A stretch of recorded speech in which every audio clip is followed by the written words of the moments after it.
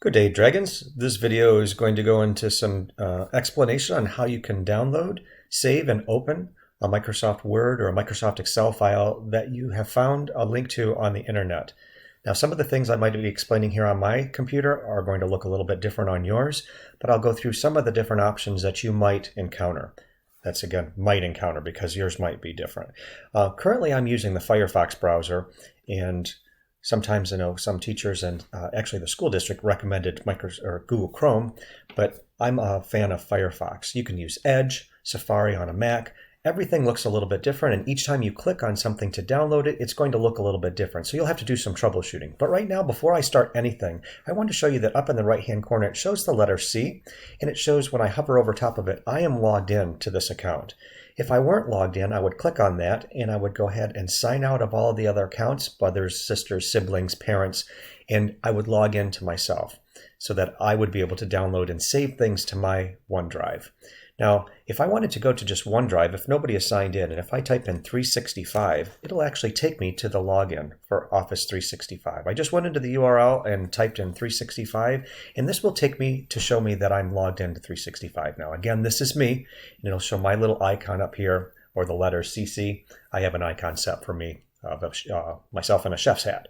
So this is Office 365. You need to know that you're logged in to be able to download and save things there. I'm going to go to GCF Learning, which is a location where we've referenced many of our lessons for 6th and 8th grade right now, and I'll go to Microsoft Word just as an example. And one of the things in Microsoft Word we were hoping our 6th graders would do is they would be starting on a lesson, and we have this for the next few weeks and few months here as we're continuing through the school year with our online lessons. For you to download a document, watch the video, and follow the different steps in going through some of the tasks and activities for learning that program. So right here, in all the different links we've referenced, it says that you can download an optional document. When you click on this, depending on the browser that you're in, right now I'm in Firefox, and my settings immediately open it. Some of you will get the option to either open or save it. I like to open it right away, but you can save it, and if you do save it, it'll go to your downloads folder. I'm going to go right now and enable editing, and before I start typing anything, I'll go to the steps and say File, Save As. I'll go to my OneDrive Lake Orion Community Schools, and we've created folders in my classes. If you haven't created a folder, you can just save it to the root of your OneDrive. That's not a very good recommendation because your OneDrive will get very unorganized that way. But I've got different folders, so I'll pretend that I'm saving it into my 6th hour folder. In my folder here, 6th hour, I'm just going to keep it the same name. Practice for text basics. When I click save, this is going to give me now the option to go ahead and work with this document. For most of you, that was something that was review, but for others, it's like, oh, that's how you end up getting it to where now you can start working on this, and it'll be saved in a location where you can use again. I'm going to close that, and I'll go to the other browser. So when you're in Google Chrome, again, you could do the same thing. You could type in 365, and if you do type 365, it'll take you to where you can log into Office 365. If you're already logged in, like my initial was up here, it'll take you to this location right here where you can see all of your Office components. Now in Chrome, when you go and you click on something, it just won't open it up. So you could say open link in a new tab. I just right click there, but it's going to, instead of opening up that document, you'll see down here in the bottom, it'll actually show the document in Chrome. So at this point, I can click on it. It'll open up my Microsoft Word if I have it, and then I can start doing the same steps when I enable editing.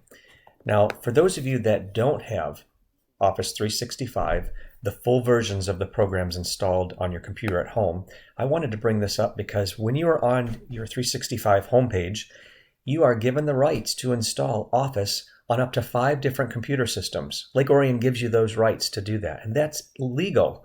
That is not illegal. You go ahead and do that. The way to do that is if you don't have Office, the full program installed on your computer, first talk with your parents, make sure that you can install Office. You'll be able to keep that until you graduate or until your youngest sibling graduates Lake Orion.